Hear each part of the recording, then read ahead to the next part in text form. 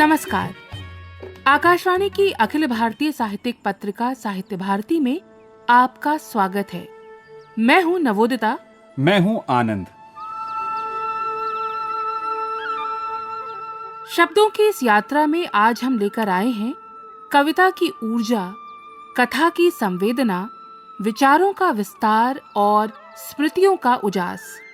हिंदी कविता के आकाश में एक सूर्य अपने प्रखर तेज और ऊर्जस्विता के साथ दीप्तमान रहा है, रामधारी सिंह दिनकर। उनकी रचनाओं से प्रस्फुटित रश्मियां केवल प्रकाश नहीं बल्कि चेतना की चिंगारियां हैं। ओज, विद्रोह और आक्रोश के साथ साथ कोमल श्रृंगारिक भावनाओं के कवि दिनकर की काव्य यात्रा की शुरुआत हाई स्कूल के दिनों से ही हो गई थी, जब उन्होंने अमिताभ नाम से रामवृक्ष बेनीपुरी द्वारा प्रकाशित युवक पत्र में अपनी रचनाएं भेजनी शुरू की। सन 1928 में प्रकाशित बारदोली विजय उनका पहला काव्य संग्रह था। दिनकर ने मुक्तक और प्रबंध दोनों प्रकार के काव्य में सशक्त लेखन किया। मुक्तक काव्यों में हुंकार, रेणुका, रसवंती, सामधेनी और धूप छाह जैसे संग्रह उल्लेखनीय हैं। वहीं प्रबंध काव्यों में कुरुक्षेत्र, रश्मिरथी और उर्वशी उनकी कालजयी कृतियां हैं। कविता के साथ साथ उन्होंने गद्य में भी विपुल लेखन किया। संस्कृति के 4 अध्याय, मिट्टी की ओर, रेती के फूल और दिनकर की डायरी जैसी कृतियां इसका प्रमाण हैं। संस्कृति के 4 अध्याय के लिए उन्हें साहित्य अकादमी पुरस्कार और उर्वशी के लिए ज्ञानपीठ पुरस्कार से सम्मानित किया गया।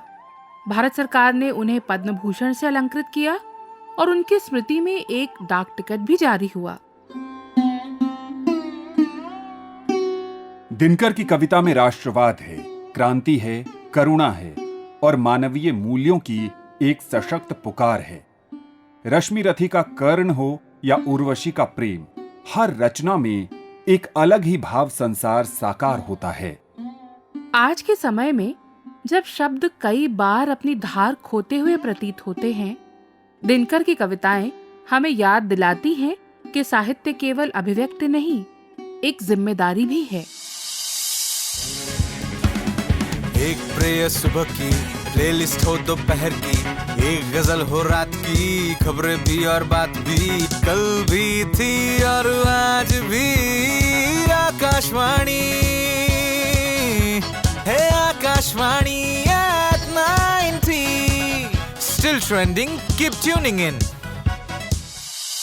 साथियों, इस वर्ष हम आकाशवाणी की गौरवशाली यात्रा के 90 वर्ष मना रहे हैं।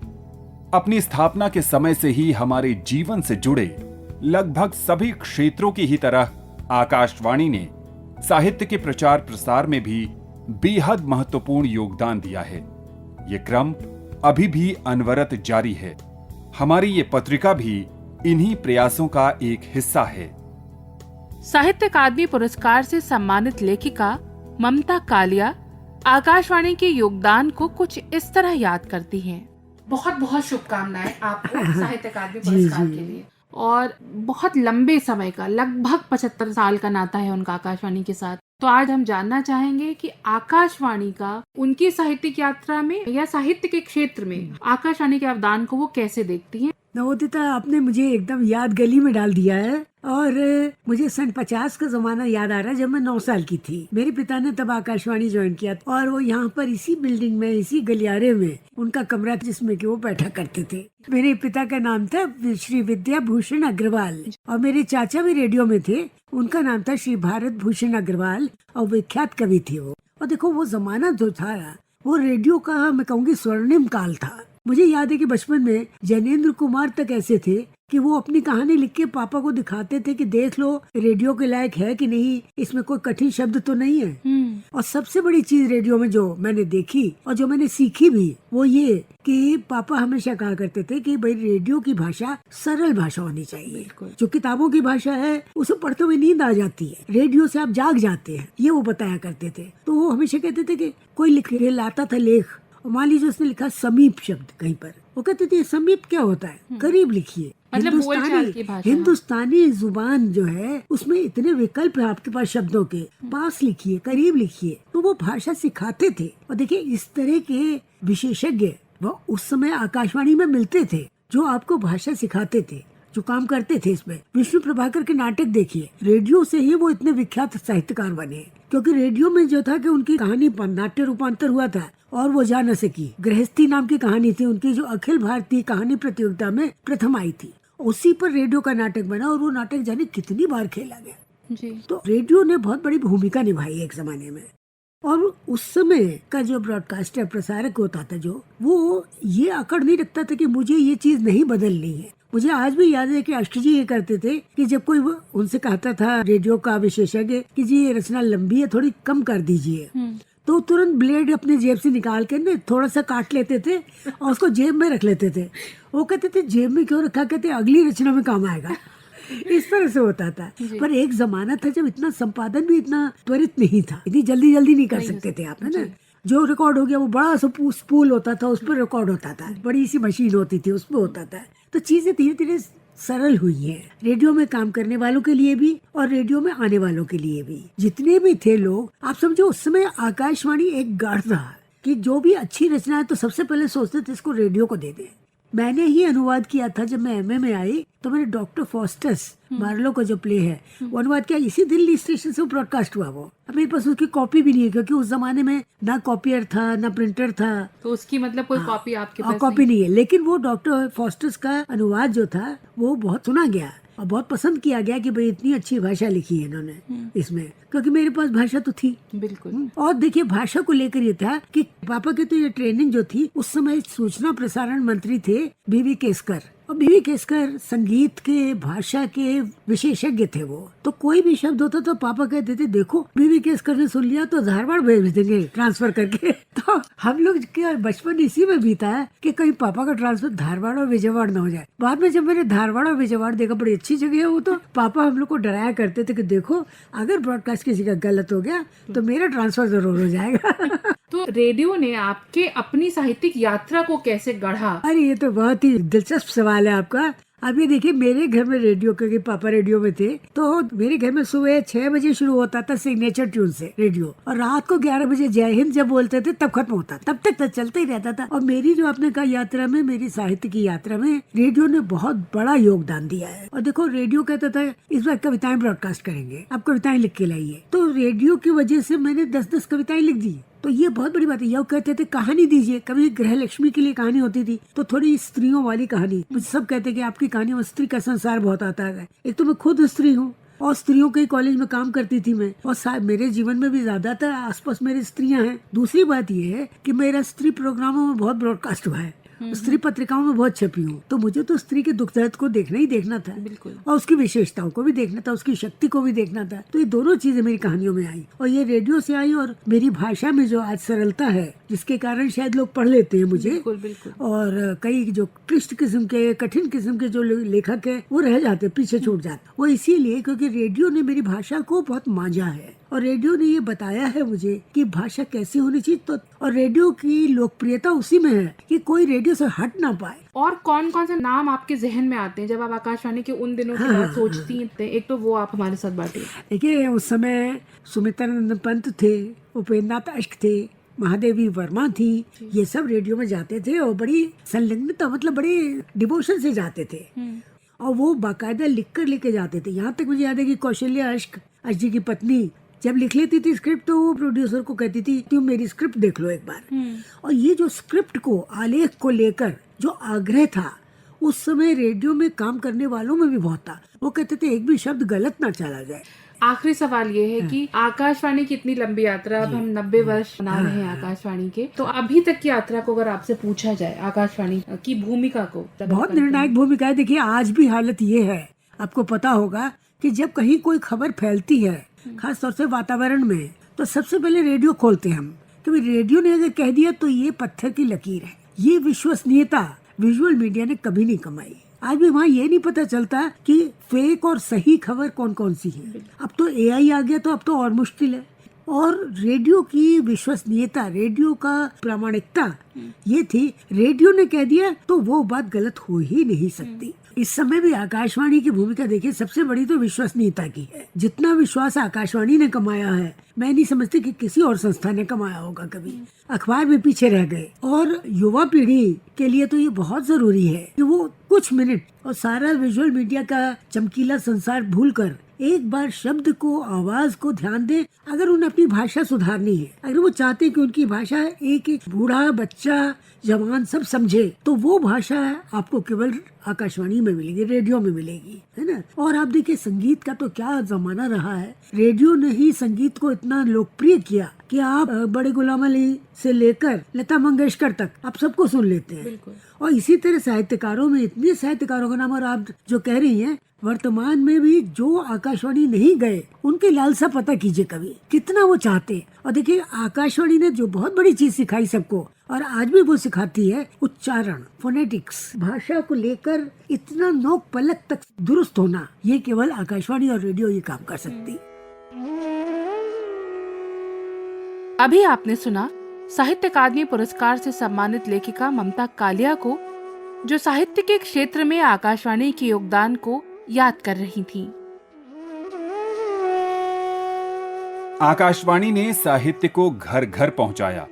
ये केवल प्रसारण नहीं, बल्कि एक सांस्कृतिक सेतु रहा है, जहां लेखक और श्रोता सीधे जुड़ते हैं। निश्चय ही आकाशवाणी ने शब्दों को आवाज दी है और आवाज को पहचान। श्रोताओं, कल ही यानी 3 अप्रैल को हमारे समय के एक बेहद महत्वपूर्ण साहित्यकार और चिंतक निर्मल वर्मा का जन्मदिन था। उनकी रचनाओं का संसार जितना बड़ा है, उतना ही गहरा भी। निर्मल वर्मा के साहित्य में स्वदेश केवल एक भौगोलिक अवधारणा नहीं, बल्कि एक भावात्मक और आत्मिक अनुभव है। विदेश में रहते हुए भी उनका मन भारतीय संवेदनाओं से गहराई से जुड़ा रहा। अपने देश के बाहर लंबे समय तक विदेश में रहकर सृजनशील बने रहने वाले निर्मल का स्वदेश उनकी रचनाओं के मार्फत अगर हम समझना चाहें तो कैसा था, इस पर प्रकाश डाल रहे हैं प्रोफेसर रामेश्वर राय। निर्मल वर्मा आधुनिक भारत के एक ऐसे क्लासिक चिंतक और रचनाकार हैं जिनका लेखन परंपरा में सार्थक हस्तक्षेप करता है और दृष्टि का नया आलोक भी। एक ऐसे दौर में जब उपनिवेशीकरण भारतीय बुद्धिजीवियों में एक प्रमुख विमर्श के रूप में उभरा है, निर्मल वर्मा का भारत चिंतन अधिक विचारणीय और प्रासंगिक हो गया है। निर्मल का चिंतन उत्तर औपनिवेशिक भारत में अनेक मौलिक प्रश्न और चिंताएं उठाता है। निर्मल वर्मा के जीवन का एक बड़ा हिस्सा यूरोप में, खासतौर पर चेकोस्लोवाकिया में बीता, और एक सांस्कृतिक और भौगोलिक दूरी से उन्होंने हिंदुस्तान को देखा और समझा। इसलिए निर्मल के चिंतन में भारत को देखने की जो अन्य दृष्टि है, वह अधिक स्पष्ट, अधिक विचारणीय और अधिक विचारोत्तेजक है। भारत और यूरोप धरती के मानचित्र पर महज भौगोलिक इकाइयां नहीं हैं, बल्कि वे एक संस्कृति, एक सभ्यता, एक जीवन दृष्टि का प्रतिनिधित्व भी करती हैं। और इस अर्थ में वे मनुष्य, राष्ट्र, परंपरा और संस्कृति की अलग अलग परिभाषाएं करती है। यूरोप में मनुष्य की अवधारणा वैयक्तिक, स्वायत्त और स्वतंत्र है। वह समूह से और समाज से जुड़ा हुआ न होकर अपने आप में पूरी तरह बंद है। यह जो मनुष्य की स्वायत्त अवधारणा है, इसकी प्रतिछाया संस्कृति पर, सभ्यता पर, राष्ट्र पर है। यही कारण है कि पश्चिम ने जो दृष्टियां विकसित की, उन दृष्टियों में एक खास तरह की आत्मकेंद्रिकता दिखाई देती है, और इस आत्मकेंद्रिकता की फलश्रुति उसके इतिहास में, उसकी राजनीति में और उसकी आर्थिक प्रणालियों में दिखाई देती है। निर्मल वर्मा का ये मानना है कि पश्चिम में, यूरोप में इतिहास अतीत है और उसका वर्तमान के साथ कोई संबंध नहीं है। इसीलिए पश्चिम अतीत को संग्रहालयों में, पोथियों में संजो कर रखता है। निर्मल का ये भी कहना है कि यूनान और मिस्र की तरह हमने अपनी सभ्यताओं और अपनी स्मृतियों को दफनाया नहीं, स्मारक नहीं बनाए, क्योंकि हमारी परंपरा और हमारी संस्कृति कभी दफनाई नहीं गई, वो एक निरंतर प्रवाह है। निर्मल की कहानियों में, निर्मल के उपन्यासों में भी 2 चीज़ें बहुत साफ तौर पर दिखाई देती हैं। एक तो स्मृति है और दूसरा है लौटना। स्मृति और लौटना इसलिए बहुत अधिक है क्योंकि औपनिवेशिक भारत में जिन दो चीज़ों को नष्ट किया गया वो थी हमारी जातीय परंपरा की स्मृति और दूसरी थी वो तमाम ठिकाने जो मिथकों में, हमारी परंपरा में, हमारे महाकाव्यों में, हमारे वेदों में जो सुरक्षित था उसकी अपने तरह से उन्होंने व्याख्या की और एक खास प्रकार के औपनिवेशिक मानस का निर्माण किया। निर्मल के यहाँ जो स्मृति है वह भारतीय मनुष्य की जो औपनिवेशिक चेतना है उस चेतना से उसे मुक्त करने की कोशिश है। निर्मल का ऐसा मानना है कि अंग्रेजों के साथ भारत का संपर्क एक बहुत दुर्घटनामूलक है क्योंकि उन्होंने जितनी तरह की संस्थाएं विकसित की वे सारी संस्थाएं मनुष्य को या सभ्यता को विभाजित करने वाली थी और यह विभाजन मनुष्य की, भारतीय मनुष्य की संस्कृति या भारतीय मनुष्य की दृष्टि के अनुकूल नहीं था।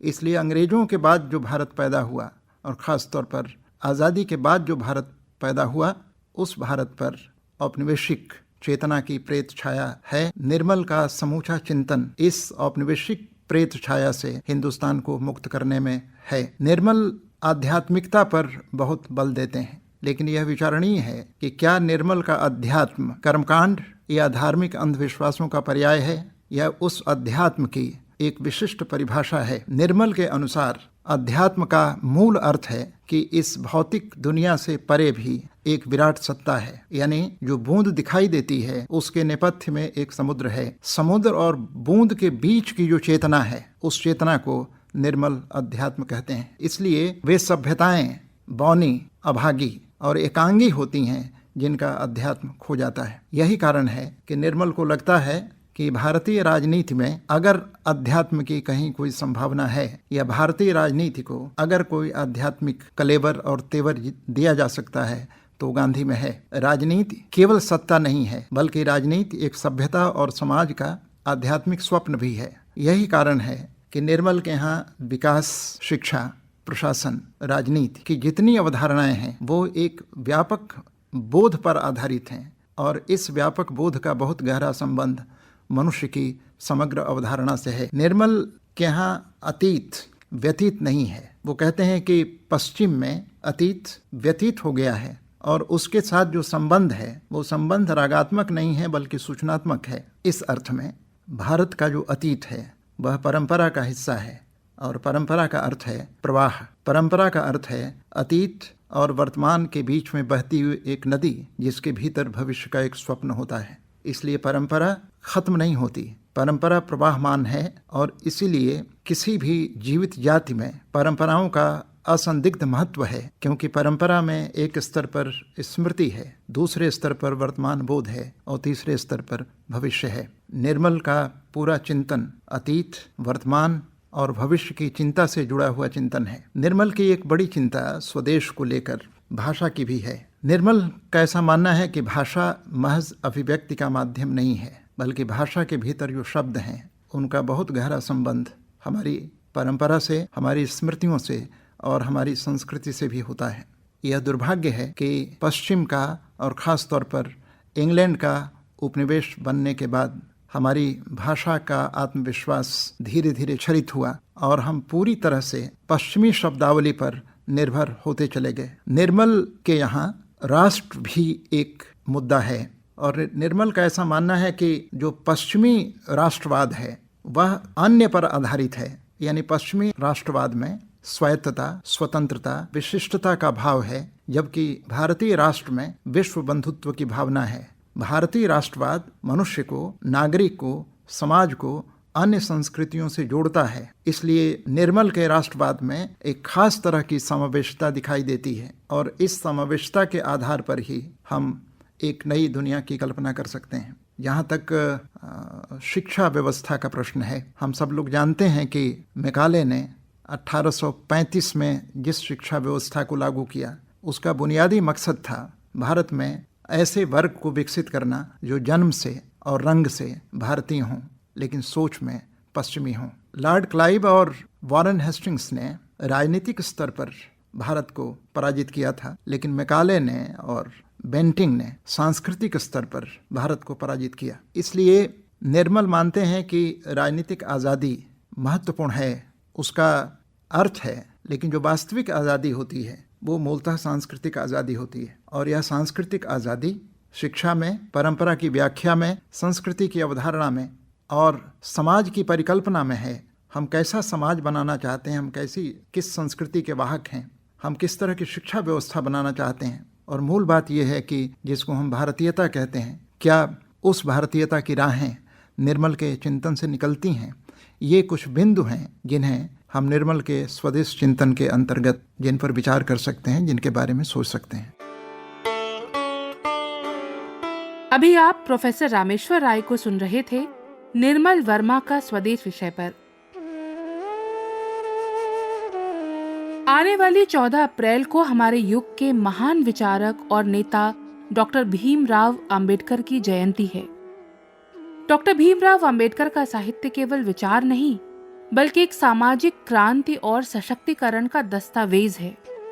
हमारी अगली प्रस्तुति संघर्ष और शब्द, अंबेडकर का साहित्य संसार में हमारे साथ हैं लेखिका अनीता भारती। जब तुम उदास होते हो तो सारी सृष्टि में उदासी भर जाती है। मुझे याद है 1927 का वह दिन जब तुम्हारे चेहरे पर अनोखी रौनक थी, संघर्ष से चमकता तुम्हारा वह दिव्य रूप। यूं तो मटके पकते हैं आग में, पर उस दिन पके थे चावदार तालाब में। आई थी एक क्रांति, तुम्हारी बहनें उतार रही थी हाथों, पैरों और गले से गुलामी के निशान। बाबा साहब का जो नाम लेते हम एक तस्वीर सामने उभरती है कि कैसा महान विभूति जिसने जीवन भर जाति प्रथा के खिलाफ संघर्ष किया और एक सुंदर समाज बनाने के लिए सपना देखा। बाबा साहब ने बहुत सारी किताबें लिखी, शूद्र कौन थे, या जाति भेद का उच्छेद कैसे होगा, या बुद्धा इस धम्मा उनकी बहुत प्रसिद्ध किताब है। इसके अलावा उन्होंने अर्थशास्त्री के रूप में रुपये का अवमूल्यन, इवन उन्होंने साहित्य और साहित्यकारों की भूमिका पे भी कहा। साहित्यकार की भूमिका बड़ी होती है और इसी भूमिका को उन्होंने जीवन भर निभाया। तो आप देखेंगे उनकी सारी किताबें ऐसे ही हैं जो उन्होंने इतिहास पे लिखी। शूद्र कौन थे, उनका इतिहास ढूंढा, भारतीय नारी का उत्थान पतन, भारतीय स्त्रियों की स्थिति पहले कैसी थी, अब कैसी है। तो हम देखते हैं कि उनकी किताबों का जो विषय बहुत ज़्यादा, उन्होंने भारत के हर पक्ष पे अपनी बात रखी है। जैसे कि उन्होंने बांधों के ऊपर बात रखी, उनको भारत का पहला जल पुरुष कहा जाता है, जो इन्होंने बांधों के, नदियों का किस तरीके से जो पानी है बाढ़ का, उस पानी का कैसे सही इस्तेमाल हो, देश के हर एक समस्या पे सोच रहे थे वो। क्योंकि मैं स्त्रीवादी लेखिका हूँ, दलित स्त्रीवादी, तो मुझे सबसे ज़्यादा प्रभावित किया है जो उन्होंने स्त्रियों के ऊपर लिखा है, हिंदू स्त्री का उत्थान और पतन। तो इस किताब ने मुझे बहुत प्रभावित किया। और ये सही है कि हमारे यहाँ मातृ सत्ता रही, औरतें बड़ी सशक्त थी, लेकिन धीरे धीरे वो कैसे गुलामी की शिकार हुई, उन्होंने इसी बात को खोला है। एक मतलब इस पे सोचते हुए उन्होंने हिंदू कोड बिल जो लेकर के आए, तो उन्होंने इसको बड़े अच्छे तरीके से महिलाओं को जो तमाम तरह का अधिकार, जैसे कि प्रॉपर्टी राइट हो गया, या फिर बच्चे को गोद लेने का अधिकार, या पुनर्विवाह की जो थी, इस तरह की चीजें उन्होंने कानून के जरिए संविधान में रखी। तो वहां से लेके उनका सफर शुरू होता है। वो समस्या पे बात करते हैं लेकिन समाधान पे जाते हैं उनको कानूनी राइट दे करके। बाबा साहब ने जो लिखा वो तथ्यों पे आधारित होकर के लिखा, अनुसंधान करके लिखा, और उनका जो अध्ययन है बहुत ही ज्यादा विस्तृत है। उन्होंने जो है वो संस्कृत पढ़ी, उन्होंने पाली पढ़ी, मतलब उनको जो जिस चीज की उनको जानकारी चाहिए थी उस चीज के लिए उन्हें अगर कोई भाषा भी पढ़नी पड़ी तो उसको भी पढ़ा उन्होंने। जैसे कि मैं कहूंगी कि उनका पाली पढ़ना, जब छोटे थे तो उनको संस्कृत नहीं पढ़ने दी गई, और ज्यादातर हमारे जो पुराण धर्मशास्त्र हैं वो सब संस्कृत में, तो उन्होंने संस्कृत को पढ़ा, संस्कृत को डिकोड किया और सारे ग्रंथ पढ़ डाले। तो उनकी जो पूरी राइटिंग है वो तथ्यों पर आधारित है, खोज परख है, अनुसंधान पे विद रेफरेंसेस है। उन्होंने बिना रेफरेंस के कोई बात नहीं की है। तो ये हमें इस बात के लिए प्रेरणा देते हैं कि हम भी जब कोई साहित्य लिखें, साहित्य का मतलब सिर्फ कथा कहानी नहीं होता, साहित्य का मतलब साहित्य में इतिहास भी आता है, एक अर्थशास्त्र भी आता है, उन्होंने साहित्य की सीमा को बढ़ा दिया। जब उन्होंने मूकनायक निकाला और अखबार निकालने का मकसद ये था कि दलितों की कोई खबर नहीं कहीं छपती, उनके बारे में कोई बात नहीं करता, उन पे आर्टिकल नहीं आते, उनकी समस्याओं पे कोई बात नहीं करता, तो बाबा साहब ने अपने समाज को जगाने के लिए, उनमें चेतना भरने के लिए अखबार निकाला और उन्होंने तमाम इशू पे वो बात करते थे, चाहे वो जाति व्यवस्था हो, चाहे आर्थिक सुधार हो। तो इसलिए मूकनायक जो था वो बहुत सफल रहा, क्योंकि उसको पढ़ने वाला एक बहुत बड़ा वर्ग था उस वक्त भी। खुद भी बहुत पढ़ाकू थे, जब वो जहाँ भी रहे, चाहे वो लंदन में रहे, चाहे कोलंबिया में पढ़े, हद से ज्यादा शौक था। इवन जब संविधान लिख रहे थे तब भी उन्होंने 60-70 देशों के संविधान पढ़े। ये थी लेखिका और विचारक अनीता भारती, डॉक्टर अंबेडकर के साहित्य संसार पर अपनी टिप्पणी के साथ। बीती 30 मार्च को साहित्य अकादमी ने फेस्टिवल ऑफ लेटर्स या साहित्योत्सव 2026 के शुभारंभ के अवसर पर भारतीय साहित्य जगत के 3 विशिष्ट रचनाकारों को अपनी सर्वोच्च गरिमा 72 सदस्यता प्रदान करने की घोषणा की। इस प्रतिष्ठित सम्मान के लिए जिन नामों का चयन किया गया है वे हैं ओडिया की विख्यात लेखिका डॉक्टर प्रतिभा राय, सिंधी के सुप्रसिद्ध कथाकार लक्ष्मी खिलानी और उर्दू के प्रख्यात लेखक अब्दुस समद। अकादमी की 72 सदस्यता भारतीय साहित्य जगत का एक दुर्लभ और विशिष्ट सम्मान है, जो केवल उन साहित्यिक विभूतियों को प्रदान किया जाता है जिन्होंने अपनी लेखनी से साहित्य को नई ऊंचाइयों तक पहुंचाया हो। डॉक्टर प्रतिभा राय का साहित्यिक अवदान अत्यंत व्यापक और समृद्ध रहा है। 50 से अधिक कृतियों के सृजन के साथ उन्हें पद्म भूषण, ज्ञानपीठ पुरस्कार और साहित्य अकादमी पुरस्कार जैसे अनेक प्रतिष्ठित सम्मानों से अलंकृत किया जा चुका है। वहीं लक्ष्मी खिलानी ने कथा, नाटक, अनुवाद और संपादन के क्षेत्र में उल्लेखनीय योगदान दिया है। उनकी 24 से अधिक कृतियां प्रकाशित हो चुकी हैं और साहित्य अकादमी पुरस्कार सहित कई और सम्मान प्राप्त हो चुके हैं। इसी क्रम में अब्दुस समद उर्दू साहित्य के एक महत्वपूर्ण हस्ताक्षर हैं, जो अपनी रचनात्मकता और संवेदनशील लेखन के लिए जाने जाते हैं। उनके खाते में भी 24 से अधिक कृतियां हैं और उन्हें गालिब पुरस्कार तथा अन्य प्रतिष्ठित सम्मानों से नवाजा जा चुका है। नई दिल्ली के रविंद्र भवन प्रांगण में साहित्य अकादमी द्वारा आयोजित साहित्योत्सव 2026 का शुभारंभ बीती 30 मार्च को हुआ। इस भव्य आयोजन का उद्घाटन साहित्य अकादमी के अध्यक्ष माधव कौशिक ने किया। 30 मार्च से 4 अप्रैल यानी आज तक चले इस साहित्य उत्सव में 100 से अधिक सत्रों में 650 से अधिक साहित्यकार और विद्वानों की भागीदारी रही और साहित्य अनुरागियों को देश की 50 से अधिक भाषाओं का प्रतिनिधित्व इस मंच पर देखने सुनने को मिला।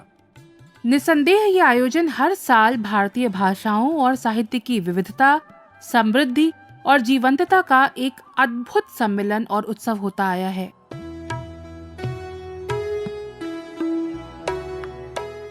अब समय है इस माह से जुड़े कुछ महत्वपूर्ण साहित्यकारों को स्मरण करने का, जिनकी कृतियां और कर्म आज भी हमारे साथ हैं। ओज और राष्ट्रीय चेतना के कवि बाल कृष्ण शर्मा नवीन, संवेदनशील गीतों के रचनाकार कुंवर बेचैन और स्त्री विमर्श की सशक्त कथाकार मन्नू भंडारी, इन सभी विभूतियों को हमारी विनम्र श्रद्धांजलि।